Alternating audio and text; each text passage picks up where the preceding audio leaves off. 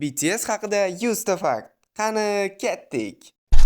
Guruh nomi BTS 2013-yil 13-iyunda debyut qilgan. Big Hit kompaniyasi ostida tashkil topgan. Jamoadagi a'zolar soni 7 nafar. BTS fandomi nomi ARMY. ARMY qo'llab-quvvatlovchi muxlislar degan ma'noni anglatadi. Guruh nomi o'q o'tkazmaydigan skafandr degan ma'noni anglatadi. Debyut qo'shig'i No More Dream. Eng birinchi albumi Too Cool for School deb nomlangan. Guruhning Instagramida 77 million obunachisi bor. TikTokda esa 73 million. Va nihoyat YouTube'da 81 million obunachi. Ilk mukofoti Mellow Music Award bo'lgan. Chartlarga birinchi kirgan qo'shig'i I Need You. Eng mashhur qo'shig'i Dynamite. Dynamite klipi YouTube'da eng ko'p ko'rilgani. Guruh prodyuseri Bang Si-hyuk. Birinchi a'zoning ismi Jeon Jungkook. Taxallusi Jungkook. Koreyaning Busan shahrida tug'ilgan. Kuchli tomoni vokal va raqs. U hamma narsani tez o'rganadi. Bolaligida basketbolchi bo'lishni orzu qilgan. Jungkook bir nechta agentliklardan taklif olgan va Big Hitni tanlagan. Sevimli ovqati pizza. Yaxshi ko'rgan rangi qora.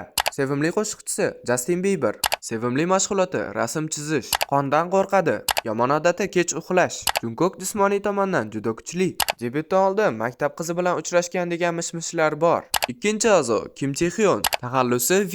Koreyaning Gochang Daegu shahrida tug'ilgan. Kuchli tomoni vokal va raqs. Ovoz tembri noodatiy. Bolalikda saksofonchi bo'lishni orzu qilgan. Jamoaga tasodifan qo'shilgan. Sevimli taomi steak. Sevimli rangi kulrang. Sevimli qo'shiqchisi Charlie Puth. Sevimli mashg'uloti suratga olish. Kichik jonivorlardan qo'rqadi. Telefonni har doim yo'qotib yuradi. Oldin qishloq xo'jaligida ham ishlagan. Jenni bilan birga tushgan. Kuchli tomoni musiqa yaratish. Bolalikda prodyuser bo'lishni orzu qilgan. Sevimli ovqati go'sht. Yoqtirgan rangi oq. Bo'sh vaqtida velosiped ta'mirlaydi. 6-a'zo Kim Seok Jin. Taxallusi Jin. Ovqat pishirishni biladi. Sevimli ovqati baliq. Yoqtirgan rangi ko'k. Hasharotlardan qo'rqadi. Oxirgi 7-a'zo Kim Nem Jun. Taxallusi RM. Ingliz tilini zo'r biladi. Bolaligida rassom bo'lishni orzu qilgan. Sevimli ovqati ramyon. Kitob o'qishni yoqtiradi. Barcha a'zolar hamkorlik tufayli Samsung telefonlarini ishlatishadi. Samsung, Puma, Louis Vuitton kabi katta brendlar bilan hamkorlik qilgan. Jamoa 60-100 million dollar atrofida daromad topadi.